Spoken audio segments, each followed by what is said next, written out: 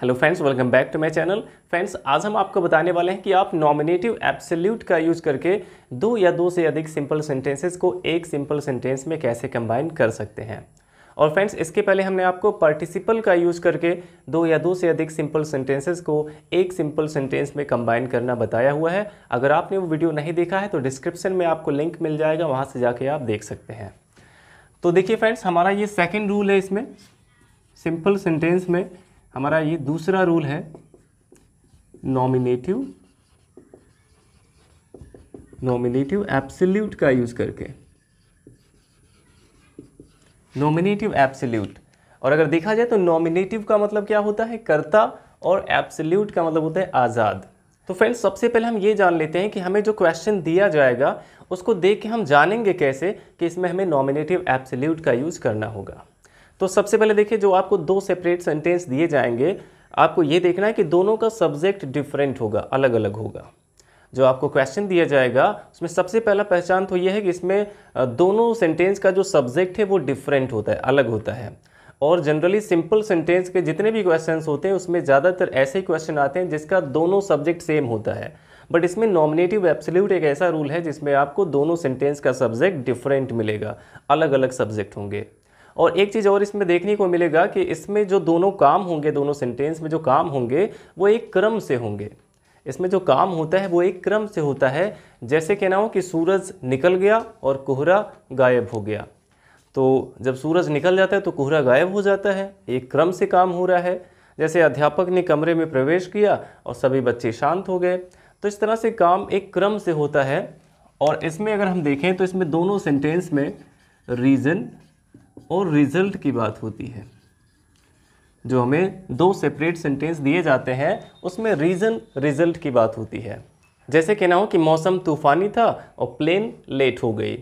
तो मौसम तूफ़ानी था, इसी की वजह से प्लेन लेट हो गई। तो यहाँ पे पहले में रीज़न बताया गया और दूसरे में रिजल्ट है, यानी कि प्लेन लेट क्यों हुई, क्योंकि मौसम तूफ़ानी था, इसका रीज़न हो गया। और मौसम तूफ़ानी होने का परिणाम क्या हुआ कि प्लेन लेट हो गई। तो इसमें रीज़न और रिजल्ट की बात होती है।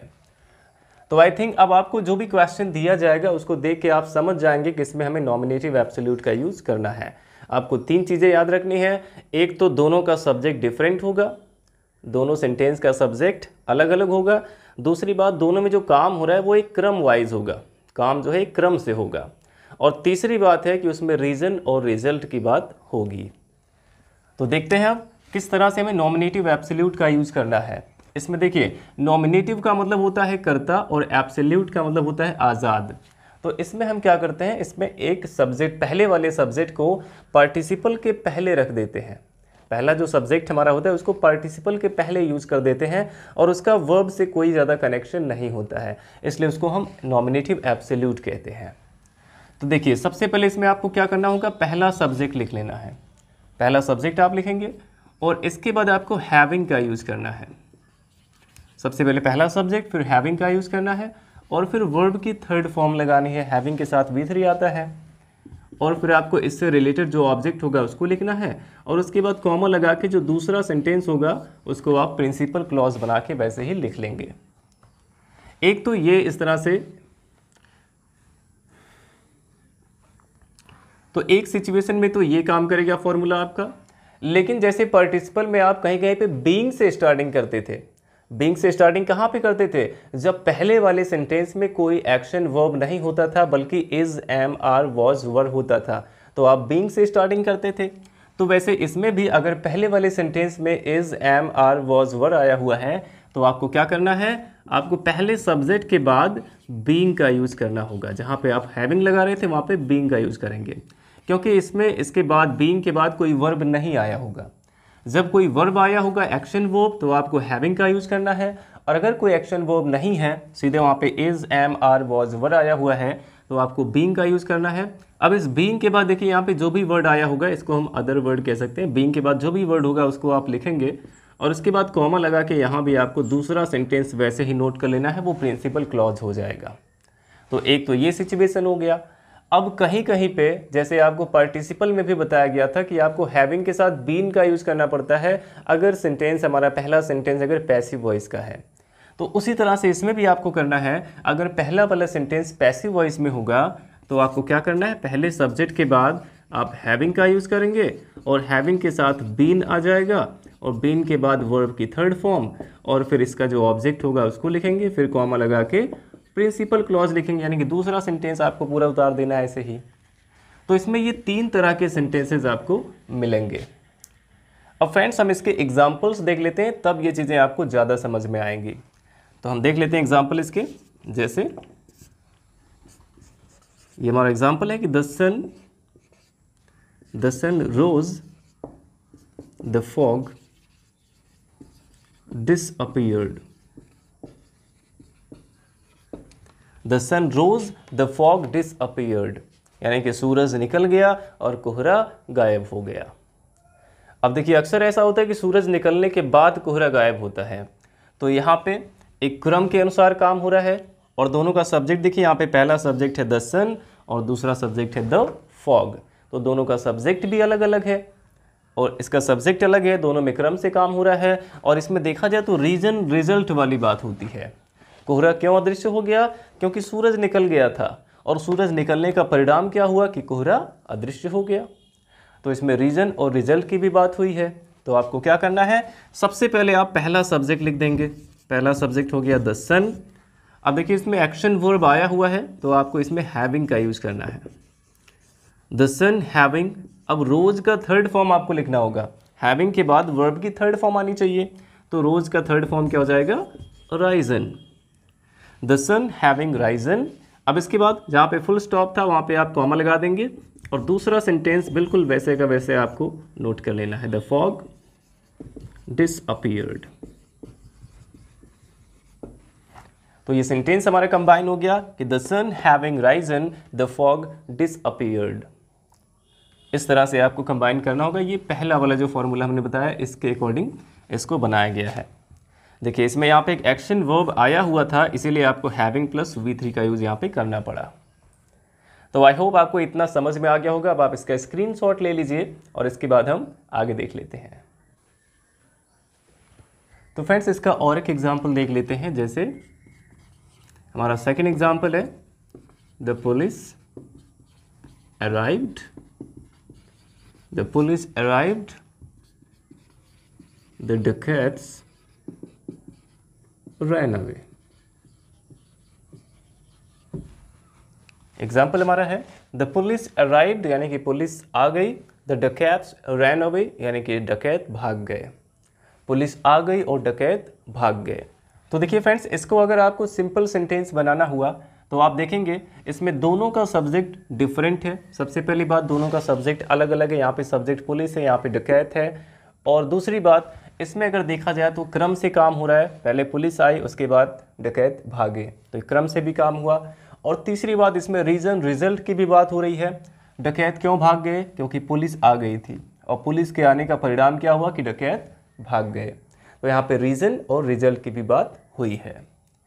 और इसमें देखिए अराइव्ड यहाँ पे एक एक्शन वर्ब आया हुआ है, तो हम क्या करेंगे, सबसे पहले पहला सब्जेक्ट द पुलिस और उसके बाद हम हैविंग का यूज कर देंगे, फिर वर्ब की थर्ड फॉर्म अराइव्ड, फिर कॉमा लगा के दूसरा सेंटेंस आपको वैसे ही लिख देना है, द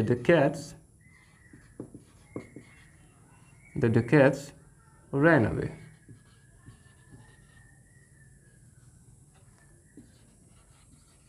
तो इस तरह से आप इसको बना सकते हैं। अब इसके बाद हम नेक्स्ट एग्जाम्पल देख लेते हैं। इसके बाद फ्रेंड्स हम नेक्स्ट एग्जाम्पल देख लेते हैं। जैसे है हमारा ये तीसरा एग्जाम्पल है, the weather was stormy, the weather was stormy, the plane got late. ये एग्जाम्पल हमारा है कि the weather was stormy, the plane got late, यानी कि मौसम तूफानी था और प्लेन लेट हो गई। तो यहाँ पे अगर देखा जाए तो इसमें भी रीजन रिजल्ट की बात हो रही है। ये प्लेन जो है लेट क्यों हुई, क्योंकि मौसम तूफानी था और मौसम के तूफानी होने का परिणाम क्या हुआ कि प्लेन लेट हो गई। तो इसमें रीजन रिजल्ट की बात हो रही है। दोनों का सब्जेक्ट भी डिफरेंट है, यहाँ पे द वेदर है, यहाँ पे द प्लेन है। तो ऐसे सेंटेंस को अगर हमें सिंपल सेंटेंस में कंबाइन करना हुआ तो अब यहाँ पे देखिए फ्रेंड्स, इसमें पहले वाले सेंटेंस में कोई भी एक्शन वर्ब नहीं आया है। इसमें कहा गया कि मौसम तूफानी था, यहाँ पे किसी ने कोई एक्शन नहीं किया है। इसमें केवल ये बात हो रही है कि मौसम तूफानी था। इसमें हमारा मेन वर्ब क्या है, वॉज है, और इसके बाद कोई एक्शन वर्ब भी इसमें नहीं आया हुआ है। तो ऐसे सिचुएशन में हम बीइंग का यूज़ करते थे पार्टिसिपल में, तो इसी तरह से हमें यहाँ भी करना है। सबसे पहले पहला सब्जेक्ट हो जाएगा द वेदर, और इसके बाद वॉज के जगह पे आपको बीइंग का यूज़ करना है, द वेदर बीइंग स्टॉर्मी, और फिर कॉमा लगा के दूसरा सेंटेंस वैसे लिखना है द प्लेन गॉट लेट। दूसरे सेंटेंस में कोई चेंजिंग नहीं करना है, केवल फर्स्ट लेटर जो है वो स्मॉल कर देना है। तो देखिए ऐसे ही सिचुएशन में हमें बीइंग का यूज़ करना होगा जब हमारे पहले वाले सेंटेंस में कोई एक्शन वर्ब नहीं आया होगा।